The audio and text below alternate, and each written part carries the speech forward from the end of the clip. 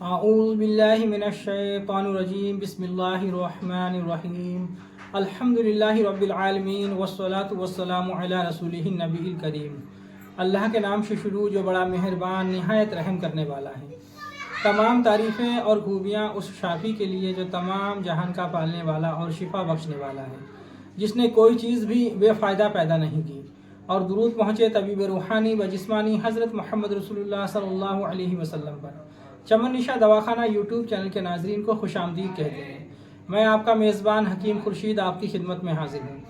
آج کا جو ہمارا موضوع ہے وہ یہ ہے کہ اللہ تعالیٰ کو اوپر والا کہنا کیسا ہے۔ بعض لوگ اللہ رب العزت کو اوپر والا بولتے ہیں۔ کوئی بات چیت کر رہے ہوں، کوئی گفتگو کر رہے ہوں تو وہ کہتے ہیں کہ اوپر والے نے چاہا تو ایسا ہو جائے گا، اوپر والا سب دیکھ رہا ہے۔ اس طریقے کے الفاظ بولے جاتے ہیں۔ تو اللہ رب العزت کو اوپر والا کہنا کیا صحیح ہے؟ یہ درست ہے۔ اسی مسئلے کے تحت حضرت علامہ مولانا تقی احمد صاحب نے اپنی کتاب غلط فہمیاں اور ان کی اصلاح میں بیان کیا ہے۔ وہ فرماتے ہیں کہ کچھ لوگ اللہ تعالیٰ کا نام لینے کے بجائے اس کو اوپر والا بولتے ہیں۔ یہ نہایت غلط بات ہے، بلکہ اگر یہ عقیدہ رکھ کر یہ الفاظ بولے کہ اللہ تعالیٰ اوپر ہے تو یہ کفر ہے، کیونکہ اللہ تعالیٰ کی ذات اوپر نیچے آگے پیچھے دائیں بائیں تمام سمتوں ہر مکان اور ہر زبان سے پاک ہے، برتر و والا ہے۔ یعنی کہ اللہ رب العزت جو ہے وہ اوپر نیچے اور دائیں بائیں آگے پیچھے ان تمام سمتوں سے وہ پاک ہے۔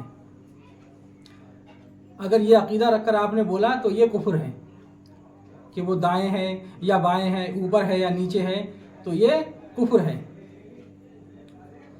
اس سے بچنا چاہیے۔ یعنی پورب پچھم اتر دکھن اوپر نیچے داہنے بائیں آگے پیچھے زبان و مکان کو اسی نے پیدا کیا ہے۔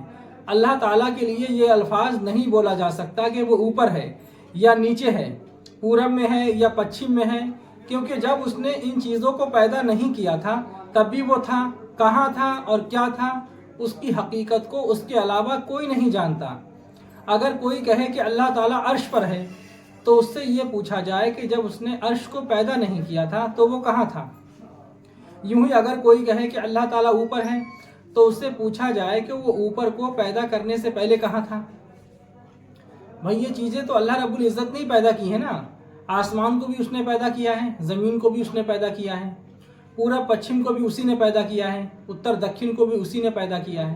اب کوئی شخص کہے کہ اوپر تھا، عرش پر تھا، تو اس سے پوچھیں کہ عرش کو پیدا کرنے سے پہلے وہ کہاں تھا۔ کوئی کہے پچھم میں ہے تو پچھم کو پیدا کرنے سے پہلے وہ کہاں تھا۔ کوئی کہے دکھن میں ہے تو وہ دکھن کو پیدا کرنے سے پہلے کہاں تھا۔ یعنی کہ کوئی بھی سمت ہو وہ تمام سمتوں سے پاک ہے، کیونکہ تمام سمتوں کو اسی نے پیدا کیا ہے، اوپر نیچے سب کو اسی نے پیدا کیا ہے۔ ہاں اگر کوئی شخص اللہ تعالیٰ کو اوپر والا اس خیال سے کہے کہ وہ سب سے بلند والا ہے اور اس کا مرتبہ سب سے اوپر ہے تو یہ کفر نہیں ہے، لیکن پھر بھی اللہ تعالیٰ کے لیے ایسے الفاظ بولنا صحیح نہیں ہے جن سے کفر کا شبہ ہو، اور اللہ تعالیٰ کو اوپر والا کہنا بہرحال منع ہے، جس سے بچنا بہت ضروری ہے۔ اگر آپ نے یہ عقیدہ رکھ کر بولا ہے کہ اللہ سب سے اوپر ہے، پہلی بات تو یہ عقیدہ رکھ کر کوئی نہیں بولتا ہے، یوں ہی لوگ کہہ دیتے ہیں اوپر والا جانے تو ایسا ہو جائے گا، اوپر والا سب دیکھ رہا ہے۔ یہ عقیدہ رکھ کر نہیں بولا جاتا ہے کہ سب سے بلند ہے، لیکن یہ مسئلہ ہے۔ اگر کوئی شخص ایسا عقیدہ رکھتا ہے کہ اللہ سب سے بلند والا ہے اور وہ اوپر والا کہتا ہے اس کو، تو یہ کفر تو نہیں ہے، لیکن اس سے بچنا چاہیے، کیونکہ اس کے اندر بھی اندیشہ ہے، کفر کا شبہ ہے اس کے اندر۔ تو ایسے الفاظ سے بھی بچنا چاہیے۔ اللہ رب العزت کو اللہ ہی کہا جائے۔ کچھ لوگ اللہ تعالیٰ کو اللہ کہنے کے بجائے صرف مالک کہتے ہیں کہ مالک نے چاہا تو ایسا ہو جائے گا، یا مالک جو کرے گا وہ ہوگا، وغیرہ وغیرہ۔ یہ بھی اچھا اور اسلامی طریقہ نہیں ہے۔ سب سے زیادہ سیدھی سچی اچھی بات یہ ہے کہ اللہ کو اللہ ہی کہا جائے، کیونکہ اس کا نام لینا عبادت ہے، اور اس کا ذکر کرنا ہی انسان کی زندگی کا سب سے بڑا مقصد اور مسلمان کی پہچان ہے۔ یعنی یوں کہا جائے کہ اللہ جو چاہے گا وہ ہوگا، اللہ جو کرے گا وہ ہوگا۔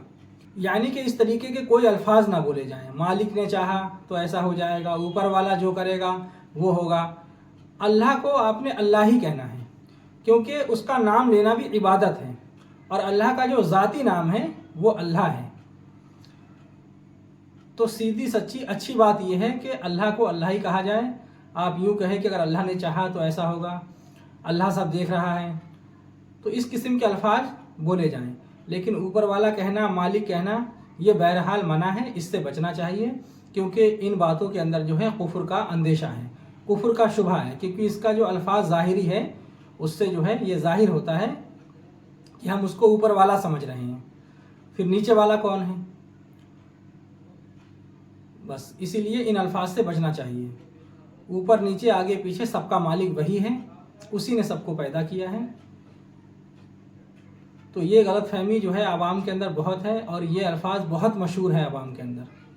اسی لیے حضرت علامہ مولانا تطہیر احمد صاحب نے غلط فہمیاں ان کی اصلاح میں اسی طریقے کے مسائل لکھے ہیں کہ جو عوام میں رائج ہو چکی ہیں۔